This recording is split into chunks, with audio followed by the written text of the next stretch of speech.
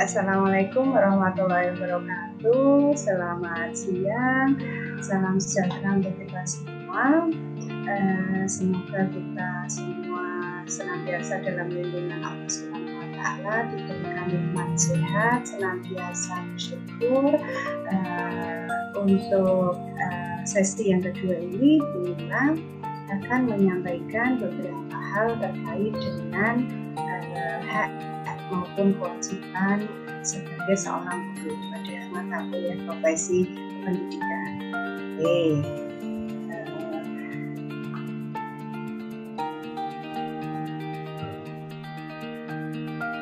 Ada beberapa hal yang akan Bunda sampaikan terkait kewajiban maupun hak-hak nantinya yang akan menjadi tolak ukur seorang guru, ya.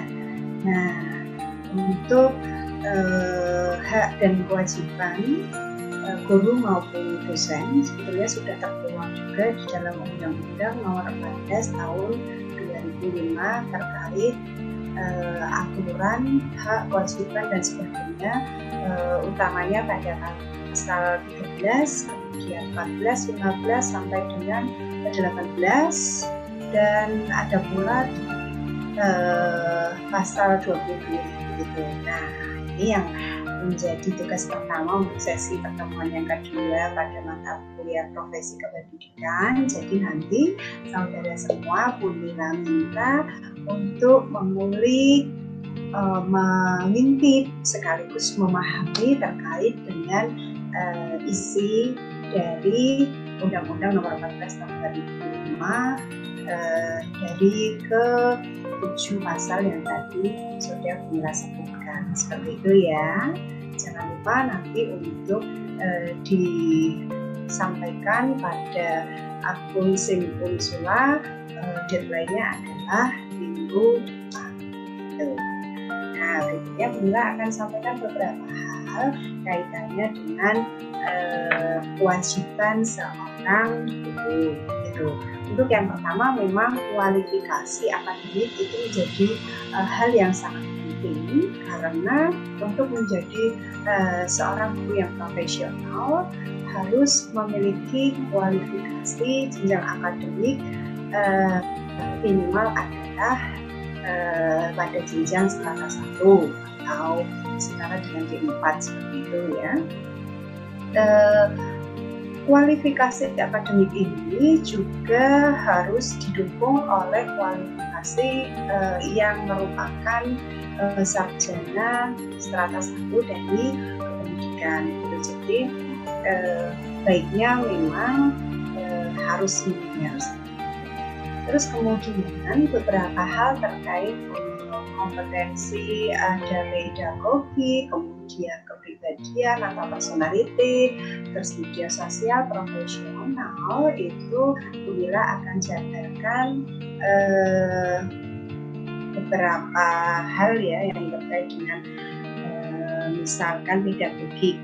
Dalam hal ini untuk pedagogi sendiri, kompetensi yang harus dimiliki oleh seorang guru minimal harus punya dan memahami ya, artinya punya rasa, punya pemahaman terkait karakteristik dari para siswanya ya, memahami siswanya. Kemudian juga di dalam pedagogi ini seorang guru harus memiliki perencanaan, perancangan, terus kemudian pada prakteknya juga pada pelaksanaannya, baik prosesnya juga secara baik, artinya menyampaikan beberapa hal terkait dengan pelaksanaan, assessment, terus kemudian hasilnya seperti apa, evaluasinya seperti apa, itu ada di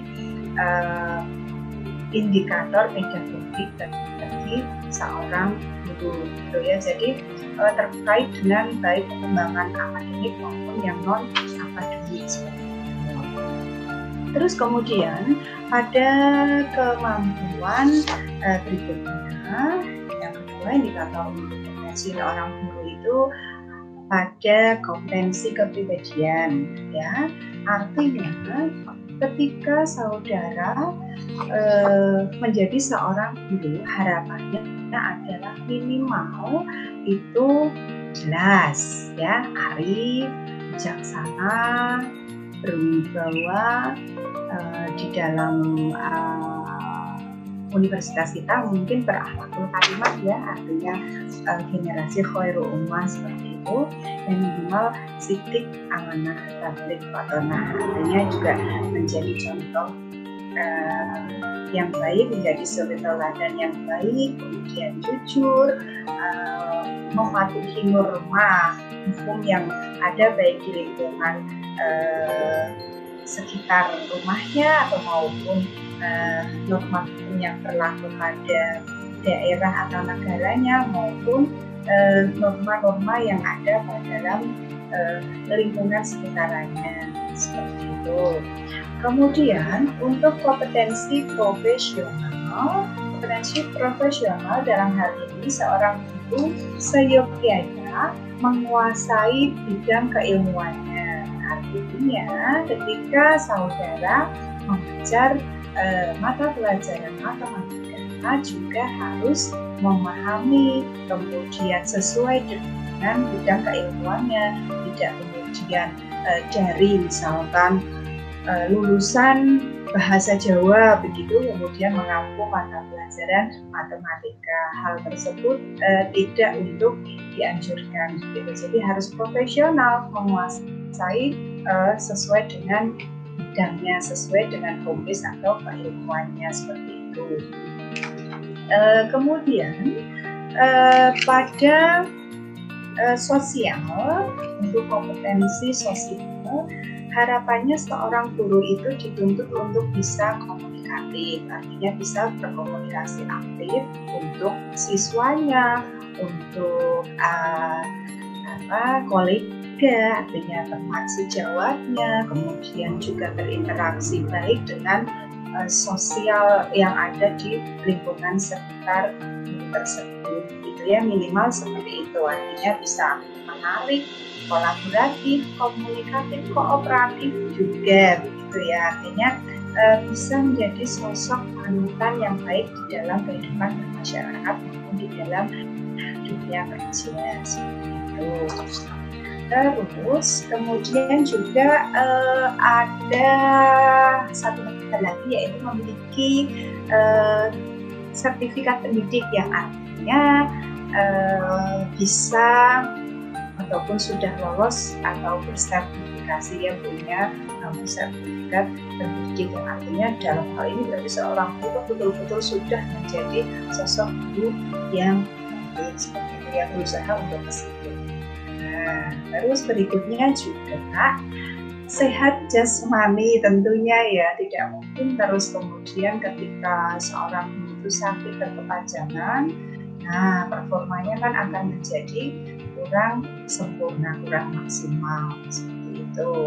Terus kemudian wajib ya sebagai seorang guru untuk ini penting, ini akan menjadi penting, melaporkan jika ada siswa atau peserta didiknya ketika melakukan pelanggaran minimal kepada pimpinan yang ada di institusi tersebut, seperti itu, atau di pimpinan yang berada di satuan pendidikannya.